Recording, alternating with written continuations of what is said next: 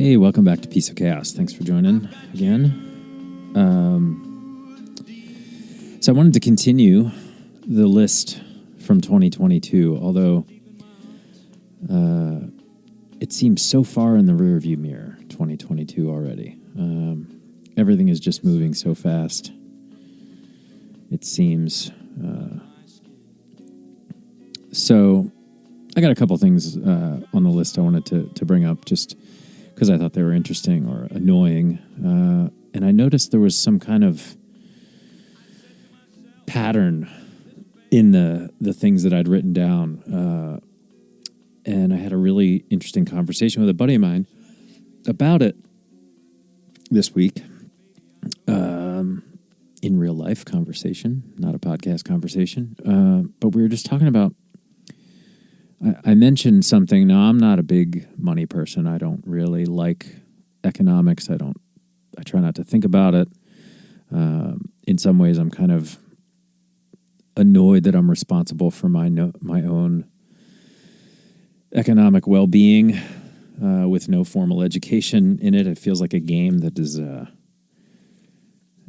I just don't know the rules of. I don't understand. But I am a victim of, in a lot of ways. We all are. We all have to deal with it if we're going to get through the day. And I was thinking back on 2022, and where I live here in Southern California, gas is and has been extremely expensive. We saw, I don't think it crested $7, but I think in some parts of California it did hit $7 at some point. It was definitely $6. It was definitely $6 a gallon here.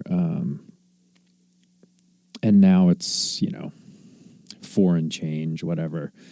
And we keep hearing all this stuff about inflation and the recession. And I mentioned this to my buddy who does know things about money. And he told me that, hey, man, we're not in a recession. This isn't a recession. This is capitalism run rampant and unchecked. And it just made me so mad because that is kind of what's going on. I mean, I don't know if you read about or if you're old enough to remember in the 1970s, there was a gas shortage. And I remember being in line in the car with my parents, waiting to get gas, and they would run out.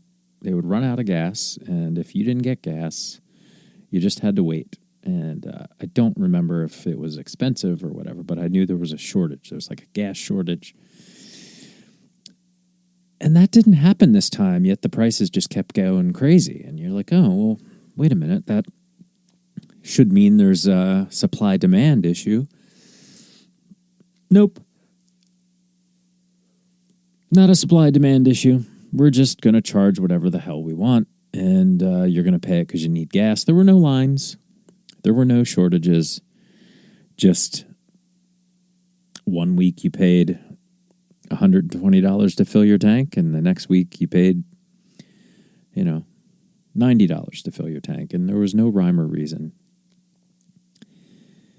And it got me thinking, this is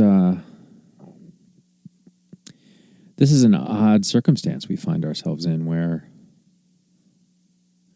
so many of these things are somewhat out of our control or completely out of our control. And I will not be surprised if the next generation hopefully, taps out of this bullshit and doesn't put up with it anymore. It's really frustrating. It's really frustrating, and I have conversations with my daughter and just talk about the economics of living day to day. I don't know how they're going to do it. I really don't, and maybe they shouldn't. Right? Maybe they shouldn't do what we did, what our generation did, what our parents' generation did, which was this idea, this beaver cleaver idea of owning a home and buying cars and, working like crazy. I don't know. It's very strange as I think back on it. I feel very fortunate to be able to have a home and live in a nice place and, make a podcast, among other things. But it is very strange. It is very strange. There's a game that I don't think any amount of schooling really can prepare you for. And once you're in the game, you're in the game, and that's it. Can't jump out of the game, can't stop the game, can't turn off the game. You're just in the game. And so here we are in the game, trying to figure it out as we play it, making a lot of mistakes along the way. And maybe that's just the game. I don't know. Very strange. Very strange. So I was looking back at this list, this 2022 list, and a lot of crazy things happened in 2022 that are so many things that you just really you can't really wrap your head around it. So let me think. My favorite thing. Let me start with my favorite thing. I have two favorite things. I think I have two favorite things from 2022. One, whether you like it or not, TikTok influences what happens in our culture now. It influences what products are the hottest to buy. It influences cultural references.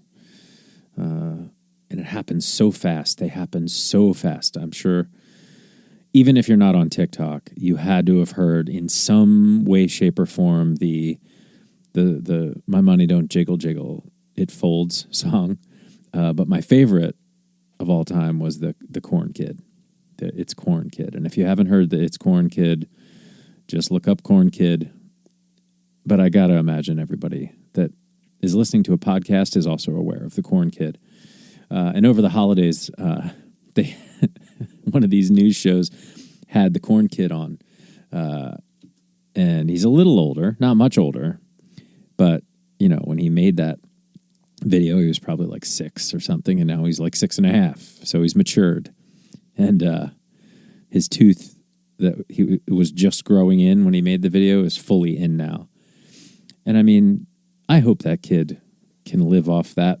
I hope he got paid. I hope for the rest of his life he's the Corn Kid. And he digs it, It's funny. That brought me so much joy. And I don't think I will ever again have corn without thinking, it's cone.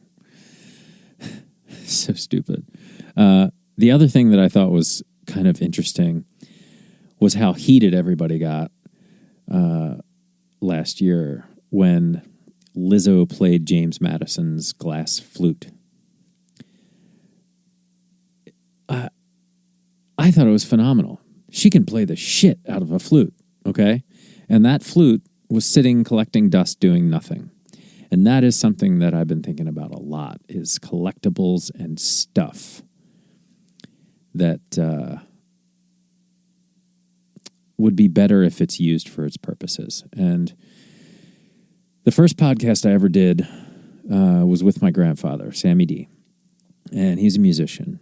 And he was also extremely particular with his things, his music equipment. Everything he had was really high quality. He took care of it.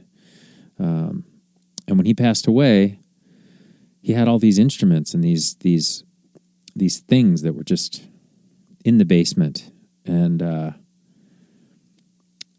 one of my favorite things about that, and he didn't, he was an old school Italian dude. They didn't really, do paperwork and wills and get into the particulars of things. They kind of lived for the moment. And maybe even in some ways kind of never thought they were going to die. So they didn't make plans. So all of his instruments, all of his life's work, all of these incredible classic pieces of equipment really were probably going to be gone. Nobody, if nobody knew what they were or what they were for, you could, give them away. When folks pass away, sometimes you just want to clear out their stuff, donate it, get rid of it, whatever. But my family had enough respect for that, and for me to say, what should we do with all this stuff? And I wanted to make sure that these things that were so precious to him, that were such fine instruments, some of them equipment you can't get anymore, some of it classic effects pedals and things like this. One in particular is called an echoplex, and it's this old school effects machine with actually a magnetic tape in it. And it was like a loop machine before they really had looping, digital looping or anything like that. And it would just record a few seconds of whatever you were playing through it and loop it. And it would create this amazing echo effect because it recorded and played and recorded and played. And it created this really amazing, unique sound. So we had this echoplex just in mint condition, and they're really hard to find. They're really hard to get. They're really hard to find in that good of shape.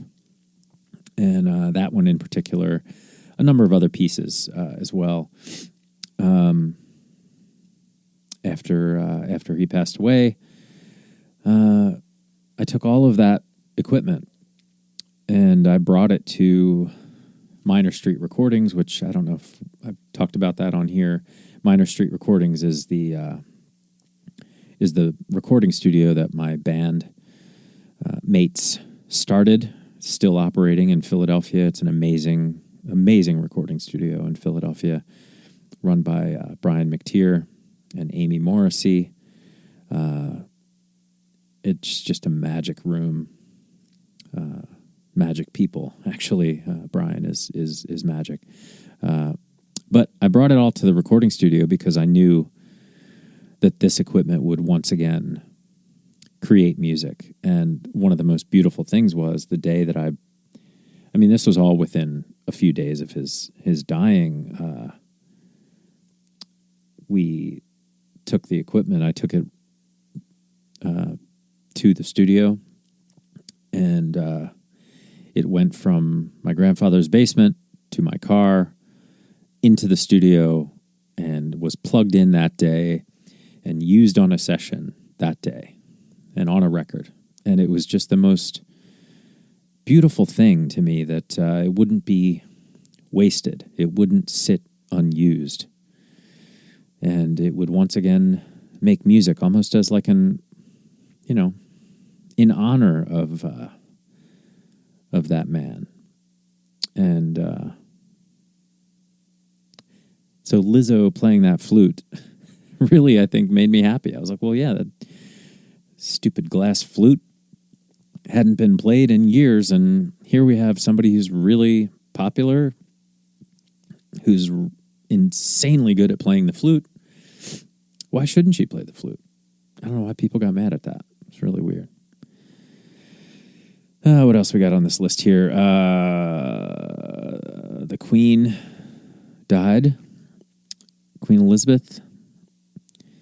I don't understand the royals. Never made much sense to me. Still doesn't really make that much sense to me. But it is interesting that there's now a king, right? There's a king of England again. Really strange. And let's pick one more here. Oh, yeah, this one. So, NASA, in case you missed this one, NASA shot a rocket or something at an asteroid and changed its trajectory. Just like in the movies. They changed the trajectory of an asteroid. Now that to me is phenomenal. And what a feat of engineering and math. My God, can you imagine the math it took to understand how to shoot a rocket from Earth into space at a moving asteroid and hit it hard enough to change its trajectory? That is, so cool. So cool. And I love the video of it getting closer and closer and then just hitting the asteroid and exploding. And, I think that will be very important for us to understand and get better at that little trick. Because if you follow the latest and greatest thought around some of the theories about why the dinosaurs went extinct, why the Earth contains all of these structures that are older than we thought, that there was that the Earth was, bombarded by asteroids at one point, that changed our atmosphere, wiped out whole civilizations in very quickly, melted ice caps instantaneously, and changed the Earth. It'd be really good if we could, for our own personal safety and that of my children and my grandchildren and ancestors, I want to think they're going to survive for a long, long time, and we're going to keep this thing going and get better and better and progress. But if there's a cycle to when we encounter this asteroid belt that may have taken us out the last time, it'd be good if we know how to steer clear of them or push them out of the way. Mass quantities of things to push them out of the way so that doesn't happen again. And, if you hit it at the right time, and this is a ton of math that I am not good at by any stretch, but somebody likes to figure out this math problem. And if you hit it early enough and change its trajectory early enough and help it avoid Earth, how cool would that be? Right? So, anyway, that's a little piece of chaos. We're going to hit those asteroids and keep it all together. So, thanks again for tuning in. Thanks again for downloading. Thank you so much for writing in and appreciating the podcast. I certainly appreciate it, and I appreciate you. So, until next week, have a good one. I'll see you.